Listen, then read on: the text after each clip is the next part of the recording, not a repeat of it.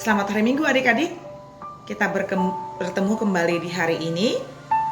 Dan kita tadi sudah mendengarkan ibadah minggu dan juga khotbah yang dibawakan oleh Amang Pendeta Sihombing. Nah, walau kita belum bisa bertemu secara fisik sampai dengan hari ini, kiranya tidak mengurangi sukacita adik-adik, tetap semangat, tetap riang gembira, termasuk dalam mengikuti pengajaran kelas hari ini ya. Yuk, sebelum kita memulai pengajaran kita, mari kita berdoa sejenak. Allah yang terkasih, Allah yang kami kenal dalam nama Tuhan Yesus, kami mengucap syukur Tuhan untuk hari ini yang sudah Tuhan anugerahkan kepada kami. Tuhan, kami juga tadi sudah mengikuti ibadah minggu, kami mengucap syukur untuk hal itu. Dan kalaupun nanti sebentar kami akan belajar Tuhan tentang firman-Mu, Tuhanlah yang hadir bersama kami pribadi lepas pribadi Tuhan. Walau kami belum bisa bertemu secara fisik, kiranya Roh-Mu menguatkan kami dan memampukan kami untuk mendengarkan pengajaran Tuhan secara online ini. Dan saya sendiri Tuhan yang akan memberitakan pengajaran ini. Tuhan yang menolong saya agar boleh berhikmat dan hanya firman-Mu saja yang boleh saya bagikan. Terima kasih Bapa, dalam nama Tuhan Yesus kami berdoa dan mengucap syukur. Amin. Ya, adik-adik, ada yang tahu nggak hari ini minggu apa namanya? Kalau minggu lalu kan minggu Rogate, tentang doa. Kalau hari ini, ya minggu Eksaudi. Nah, minggu Eksaudi yang artinya Tuhan mendengarkan seruan orang percaya. Nats Alkitab kita diambil dari Daniel 3 ayat 24 dan 29. Silahkan adik-adik buka Alkitabnya. Ya, ada yang tahu Daniel ada di kitab mana? Perjanjian Lama atau Perjanjian Baru? Ya, Perjanjian Lama. Anak kelas 7 harus sudah hafal dong. Kakak akan membacakan dari sini dan adik-adik mengikuti di rumah masing-masing ya, sambil dibaca Alkitabnya. Daniel 3 ayat 24 dan 29. Kemudian terkejutlah Raja Nebukadnezar, lalu bangun dengan segera. Berkatalah ia kepada para menterinya, "Bukankah 3 orang yang telah kita campakkan dengan terikat ke dalam api itu?" Jawab mereka kepada raja, "Benar ya raja." Katanya, "Tetapi ada 4 orang kulihat berjalan-jalan dengan bebas di tengah-tengah api itu. Mereka tidak terluka, dan yang keempat itu rupanya seperti anak dewa."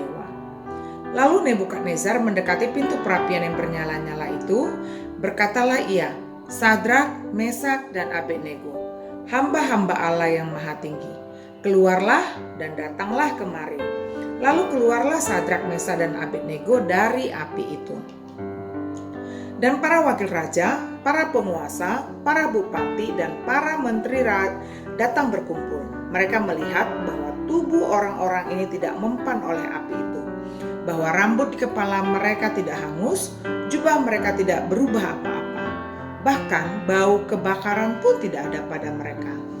Berkatalah Nebukadnezar, "Terpujilah Allahnya Sadrak, Mesak, dan Abednego. Ia telah mengutus malaikatnya dan melepaskan hamba-hambanya yang telah menaruh percaya kepadanya dan melanggar titah raja, dan yang menyerahkan tubuh mereka, karena mereka tidak mau memuja dan menyembah Allah manapun kecuali Allah mereka. Sebab itu aku mengeluarkan perintah bahwa setiap orang dari bangsa, suku bangsa atau bahasa manapun, ia yang mengucapkan penghinaan terhadap Allahnya Sadrak, Mesak, dan Abednego akan dipenggal-penggal dan rumahnya akan dirobohkan menjadi timbunan puing, karena tidak ada Allah lain yang dapat melepaskan secara demikian itu." Demikian pembacaan firman kita. Nah, adik-adik, kalau kita perhatikan bahwa ketiga orang ini Sadrak, Mesak, dan Abednego. Dan siapakah mereka? Kalau ada kita baca kembali dari Daniel 1, makanya di situ dijelaskan bahwa karakter dari Sadrak, Mesak, dan Abednego ini, karena mereka adalah yang termasuk di dalam rombongan para pemuda dari kerajaan Yehuda yang ikut dibuang ke Babel. Mereka termasuk teman-temannya Daniel. Ada yang ingat Daniel? Apa yang paling terkenal dengan Daniel? Ya kalau adik-adik ingat. Ya, gua singa. Daniel dilempar ke gua singa. Dan kita kembali kepada Sadrak, Mesakh, dan Abednego. Karakter mereka ini kalau sebagaimana yang dijelaskan di Daniel 1, mereka itu berasal dari keturunan raja dan kaum bangsawan. Terus orang-orang muda, cerdas, dan memahami berbagai-bagai hikmah, mempunyai pengertian tentang ilmu. Jadi mereka ini orang-orang pinter dan orang-orang yang sehat secara jasmani, dan mereka dianggap cakap untuk bekerja di bawah istana Raja Babel. Nah, jadi mereka ini dididik dulu selama 3 tahun, kemudian diangkat dan untuk menduduki jabatan di kerajaan Babel. Kalau kita baca satu sumber disebutkan mereka ini kayak gubernur sekarang, Dek. Ya, ketiga-tiganya. Nah, Sadrak, Mesakh, dan Abednego ini sebenarnya penamaan yang diberikan oleh orang Babel, kepala istana Babel pada masa itu. Mereka sendiri memiliki nama Ibrani. Sadrak, nama Ibraninya Hananya, yang artinya Tuhan menunjukkan rahmat. Sedangkan Mesakh itu nama Ibraninya adalah Misael, yang artinya siapakah gerangan seperti Allah.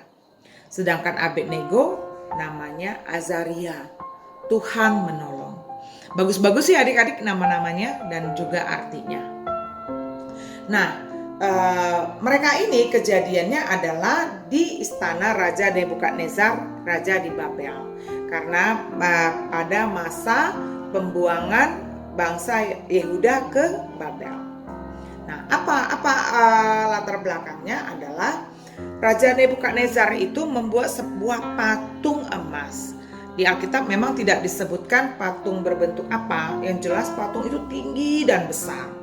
Dan pada saat penghabisan, raja mengundang semua pejabat di lingkungan kerajaannya. Baik itu para penguasa, menteri, wakil raja, hakim-hakim, semua diundang ke acara penghabisan itu. Nah, ditetapkan di acara penghabisan itu bahwa semua undangan yang hadir pada saat bunyi sangkakala dibunyikan dan juga musik-musik yang lain, di Alkitab disebutkan orkes, kecapi, gambus. Setelah itu dibunyikan, maka semua undangan yang hadir harus tunduk menyembah patung tersebut.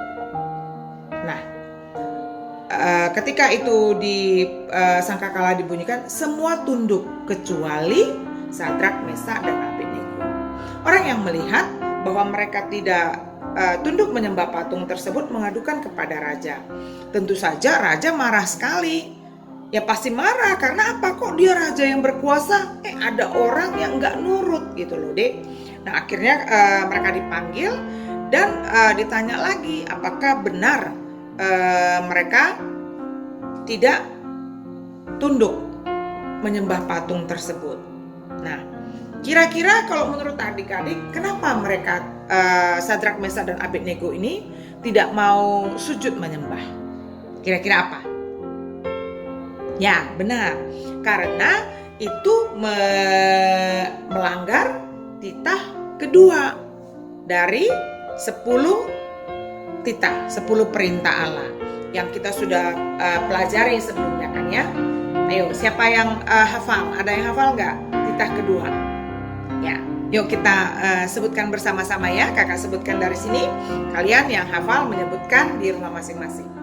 1, 2, ya. Titah kedua, jangan perbuat bagimu patung yang menyerupai apapun yang ada di langit atau yang ada di bumi atau yang ada di dalam air untuk disembah atau bertakwa kepadanya.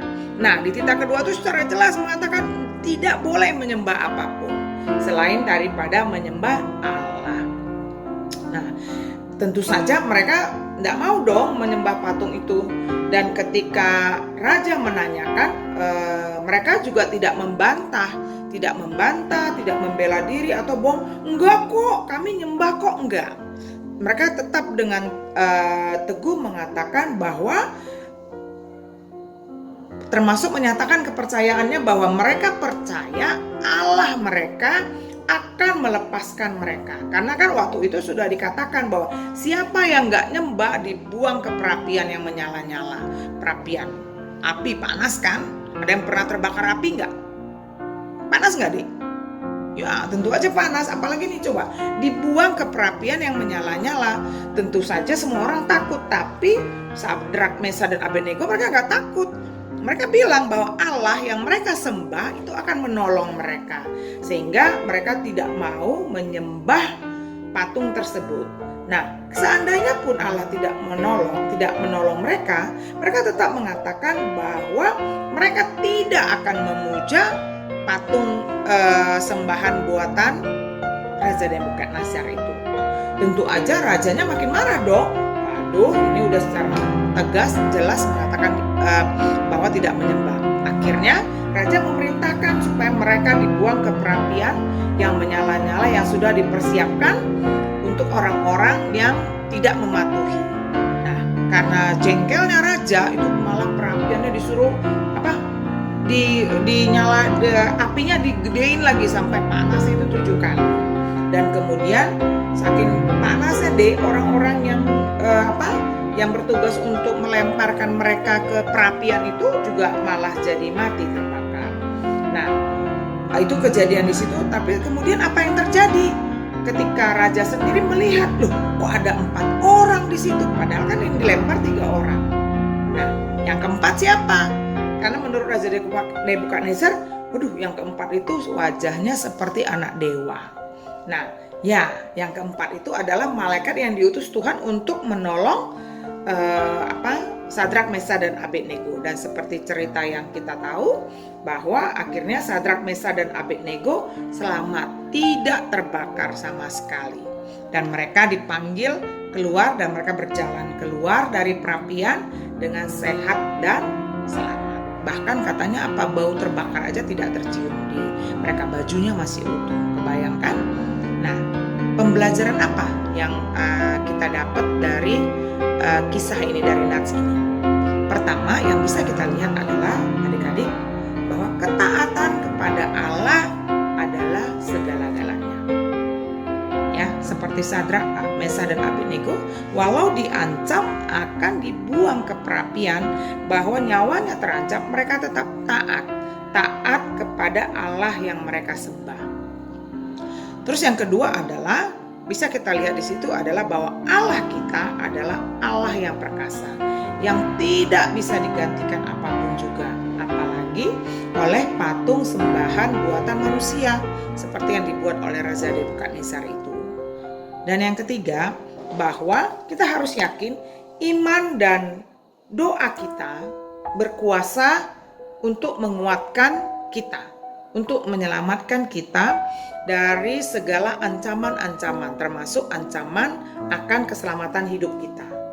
Sehingga kalau kita mengalami persoalan hidup, maka kita hanya boleh berseru kepada Allah saja, deh.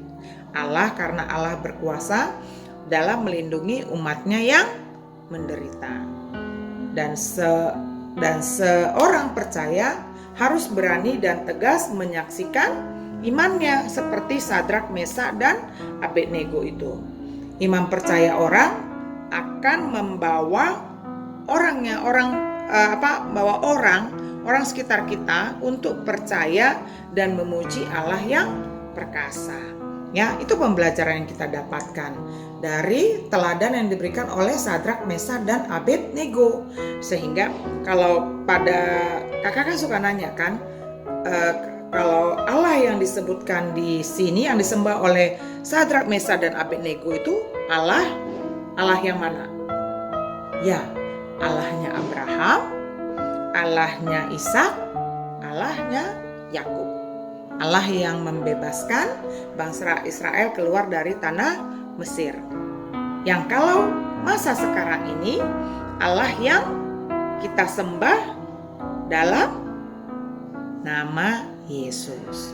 Itu ya adik-adik, itu pembelajaran yang kita yang bisa ambil dari kisah ini, bahwa kita tidak boleh takut apapun yang ancaman-ancaman yang menimpa kita, termasuk yang mengancam nyawa kita karena iman kita kepada Yesus Kristus. Nah, bagaimana aplikasinya ini, Dek? Mungkin kalau masa sekarang kan gak ada api yang menyala-nyala, Dek ya. Nah, tapi tantangan-tantangan yang kita alami di sekitar kita, yang membawa kita ke dalam penderitaan, itu bisa kita anggap seperti nyala api pada masa sekarang ini, yang membuat kita menderita, yang membuat kita khawatir, ya, baik itu dari pelajaran kita, mungkin juga masalah-masalah di dalam keluarga atau dengan sesama teman kita. Itu adalah tantangan-tantangan yang mungkin dalam taraf tertentu bisa kita anggap seperti mengancam keselamatan jiwa kita, nyawa kita, dan juga yang paling relevan sekarang ini adalah tantangan yang juga mengganggu iman kita adalah apa, Dek? Ya, masalah COVID-19 yang kita mendengarkan banyak kematian, terus banyak orang-orang yang sakit, mungkin juga keluarga kita, teman kita, atau mungkin yang kita baca-baca di berita. Itu membuat kita khawatir dan itu membuat Tuhan gimana ya? Kok ini penderitaan ini nanti juga akan menerpa saya, keluarga saya. Itu membuat kita khawatir, Dek. Tapi dari pembelajaran dari teladan Sadrak, Mesah, dan Abednego, kita percaya apapun ancaman, termasuk juga COVID yang menurut kita seperti mengancam jiwa kita, nyawa kita harus tetap berani percaya, berani berseru kepada Tuhan, kepada Tuhan kita yang kita sembah, Tuhan Yesus Kristus yang akan menyelamatkan kita, menolong kita. Kita harus tetap berani berdoa, berani berserah, berani berseru kepada Allah, dan juga harus yakin bahwa Allah akan menolong kita pada waktu yang Tuhan tetapkan sendiri. Dan sambil berdoa dan sambil berseru, kita juga harus berhikmat, Dek, mengikuti aturan-aturan yang sudah ditetapkan oleh pemerintah kita atau segala otoritas yang memang diberikan kuasa untuk mengatasi masa wabah ini. Jadi kita tidak boleh khawatir, tidak boleh takut, dan kalaupun juga ada tantangan-tantangan lain yang di sekitar kita, itu juga harus kita berseru dan memohon pertolongan Allah supaya iman kita tidak menjadi takut, khawatir, sehingga melalui sikap kita, melalui iman yang kita tunjukkan, orang-orang di sekitar kita juga dapat tertolong seperti Sadrak, Mesah, dan Abednego kan. Akhirnya Raja Nebukadnezar melihat, oh berarti Allahnya Israel ini, Allahnya mereka ini Allah yang Maha Kuasa, karena mereka bisa tetap tenang walaupun mendapat ancaman karena iman mereka. Dan kita pun harus seperti itu, melalui perilaku kita, melalui sikap kita dalam menghadapi persoalan-persoalan di hidup ini. Orang bisa melihat bahwa kita memiliki dan menyembah Allah yang hidup, ya. Jadi itu dulu pembelajaran kita hari ini, Dek. Walau cuma sebentar dan kita tidak bisa bertemu, tetaplah semangat, saling mendoakan. Buat yang masih harus menghadapi ujian, tetap semangat, Dek, ya. Belajar dari rumah, menjaga kesehatan, menjaga kebersihan, dan kita percaya dan kita tetap berdoa supaya kita semua sehat dan berhasil menang mengatasi